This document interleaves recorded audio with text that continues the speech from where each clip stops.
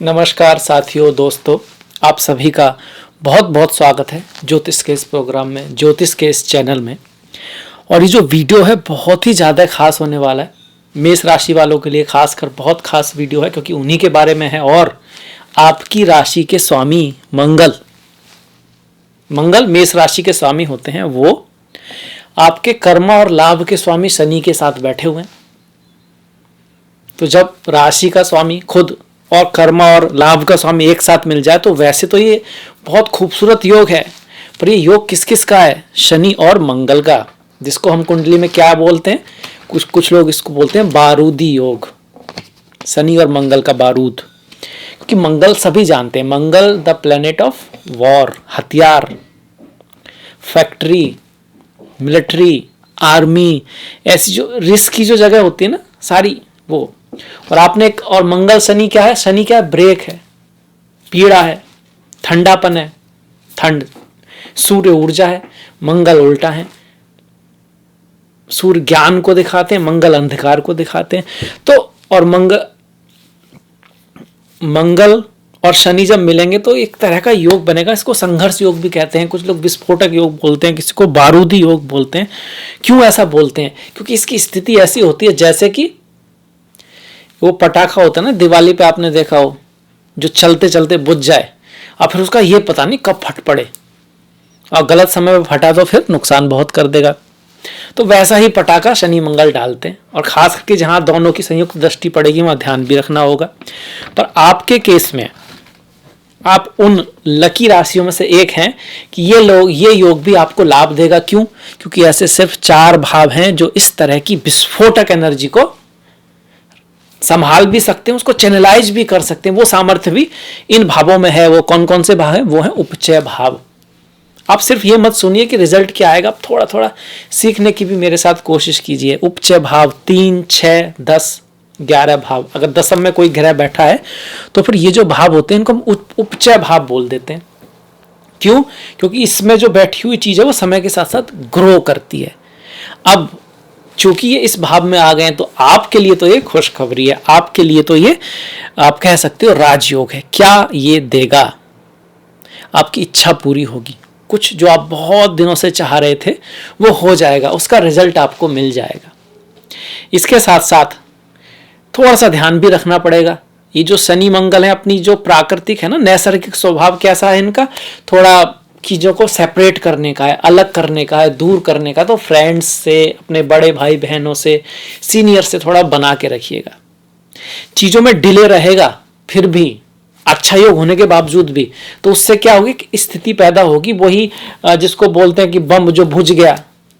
एक छुपी हुई, आप कुछ करना चाह रहे हो, आपने मेहनत करी, आपने एफर्ट करा और उसका रिजल्ट निकल कर नहीं आ रहा, तो फिर एक तरह की अंदर बेचैनी जो आती है ना वो थोड़ा सा रहती है। पर धैर्य रखना है, आपको धैर्य रखना है।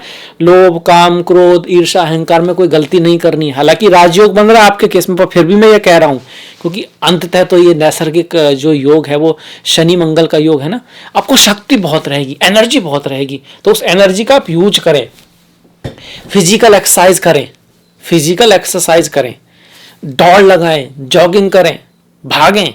बहुत जरूरी है इस समय, इस एनर्जी को निकाल दें, अन्यथा ये एनर्जी थोड़ा बहुत आपका गुस्से के रूप में निकल सकती है संतान के ऊपर, क्योंकि यहां से मंगल शनि दोनों की दृष्टि पंचम भाव पे पड़ रही है। प्रेमी प्रेमिका के ऊपर आपस में कुछ गुस्सा आ सकता है, ईगो की क्वेश्चन बन सकता है, किसकी ज्यादा चलेगी ये वाली बात आ सकती है यहां पर। अब सप्तम दृष्टि तो दोनों की कहां पड़ रही है? पंचम भाव पर, प्यार के भाव पर, शिक्षा के भाव पर। शिक्षा के लिए मेहनत करनी पड़ेगी, एफर्ट डालना पड़ेगा, तब जाकर रिजल्ट आएगा। क्योंकि शनि मंगल की दृष्टि है और सिंह राशि है वहां पर, जो कि क्योंकि अगर आप मेष राशि को गिनोगे तो पंचम में कौन सी राशि होती है? सिंह राशि होती है। तो चूंकि शत्रु की राशि है, भले ही राजयोग बन रहा हो, दृष्टि जो शनि की है बहुत गुरु की दृष्टि में ब्लेसिंग है। शनि की दृष्टि में मैं ये नहीं कहूंगा श्राप है, पर शनि की दृष्टि में कठिनाई है, मेहनत है, एफर्ट है, हार्डवर्क है। जैसे कि हम जब रोते हैं, जो आंसू आते हैं तो आंखों को धो देते हैं, ऐसे ही शनि का जो नेचर है वो ऐसे ही है। कोयला जब जितना जलता, जितना दबता है, फिर कोहिनूर बन जाता है, वो हीरा बन जाता है।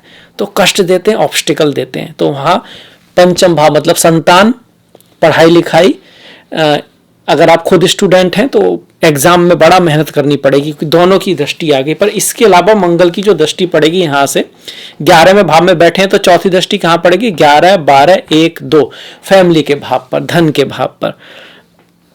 फैमिली मतलब माता पिता के साथ कुछ मतभेद हो सकता है, वाणी को थोड़ा मधुर रखने की आवश्यकता है।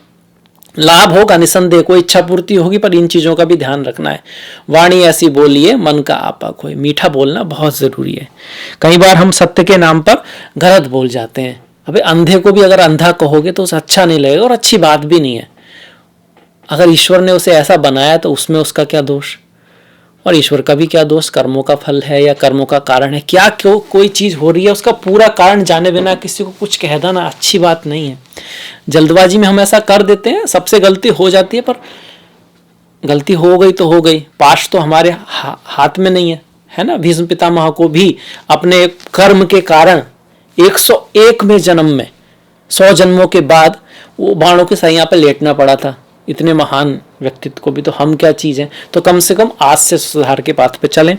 इसके अलावा जो मंगल की 8वीं दृष्टि है वो कहाँ आ रही है? शत्रु के भाव पर। अब शत्रु के भाव पर आ रही है तो अब कोर्ट केस वगैरह आपका कोई चल रहा है तो आप जीत जाओगे, शत्रु पर विजय का योग बन रहा है। पर इसका अर्थ ये कतई नहीं है कि मैं आपसे कह रहा हूं कि भैया जाओ लड़ाई मोल ले लो। शांति बढ़िया है, सबसे बढ़िया चीज है। हाँ एक्सरसाइज करो, कॉम्पिटिटिवनेस आपके अंदर रहेगी। आप अगर जैसे मैंने कहा ना पढ़ाई लिखाई में मेहनत हार्डवर्क बहुत करनी पड़ेगी। मंगल शनि की दृष्टि आ रही है पंचम भाव पर, तो पर इसका यह अर्थ नहीं है कि आपको विजय नहीं मिलेगी। शत्रु को आप पराजित कर पाओगे, पर अथक परिश्रम करना पड़ेगा।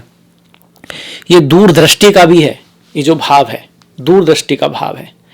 इसी कारण से मैं कहूंगा कि शिक्षा के मामले में, प्रेम के मामले में जल्दबाजी नहीं करनी है। कोई निर्णय अगर आप लेना चाह रहे हैं ना तो आपको थोड़ा सा ध्यान रखना पड़ेगा।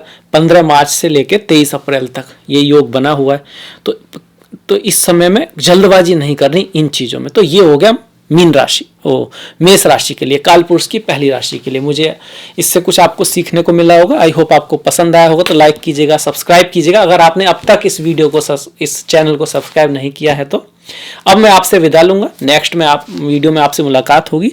कोई कमेंट करना चाहे तो कर सकते हैं। आपकी कुंडली में अगर शनि मंगल कहीं से अगर ये मैच हो रहा है त्रिकोण में तो घटनाएं अवश्य होंगी, इस बात की गारंटी है। अगर नहीं है तो फिर भी थोड़ा सा ध्यान रखेंगे तो आपको जरूर फायदा होगा। नेक्स्ट वीडियो तक के लिए आपका नमस्कार, धन्यवाद।